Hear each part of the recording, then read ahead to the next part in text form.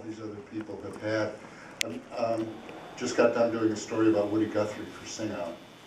And his daughter Nora Guthrie said that one of the things that Woody said about songwriting is he said, I stand on your hillside and see the world through your eyes. My job is to tell you something you already know. And then Nora said, Woody always wrote in the key of you.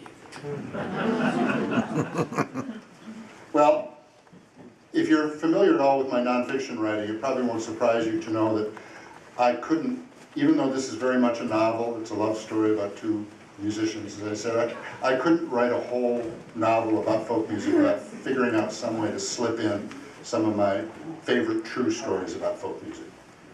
And this, if I had to pick one, this would probably be my all-time favorite true story about folk music.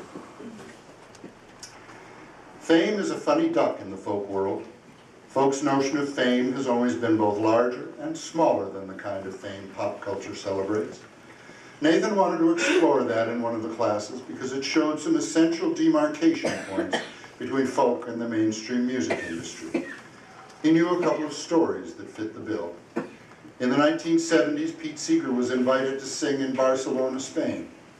Francisco Franco's fascist government, the last of the dictatorships that started World War II, was still in power, but declining.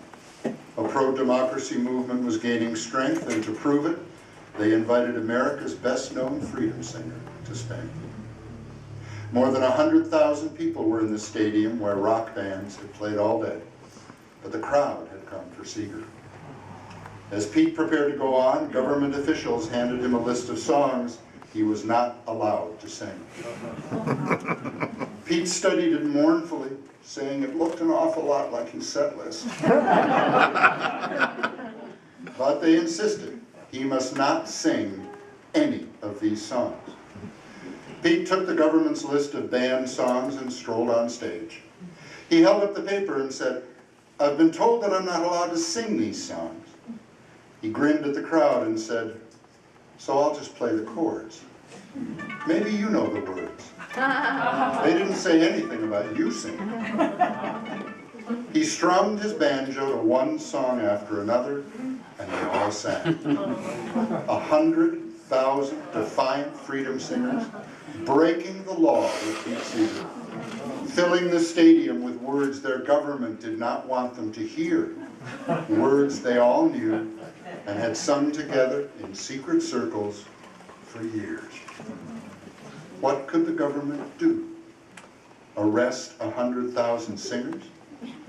It had been beaten by a few banjo chords and the fame of a man whose songs were on the lips of the whole world.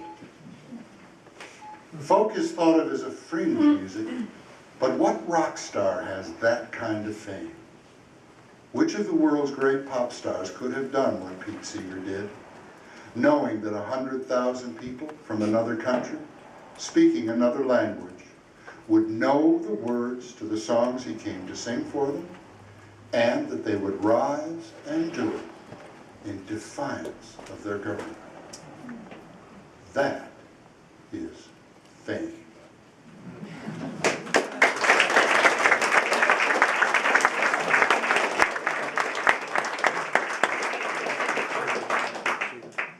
Some years ago, I had the privilege of being able to write about Daisy and Stan for the Globe. And I'd always been impressed with him, but even more so afterwards. I was talking about how places like this really are the beating heart of this music, and that's very much what I wanted to present in Revival, how this music lives, in a lot of ways lives the way it did in the old days. Just passed from singer to singer, and it's a community music again. It's our music. You know, it's all being sung in the key of you. And I think that the key of you could be, if they ever decide to write a memoir, that wouldn't be a bad title for it, because I think they're community musicians in the best sense of the word, in the most ancient and honorable sense of the word, that they're incredibly famous musicians, but just with us. You know, just with their community. And it's all about taking in the songs and giving them back and making folk music folks music. So please welcome two of my favorites, Daisy Nell and Captain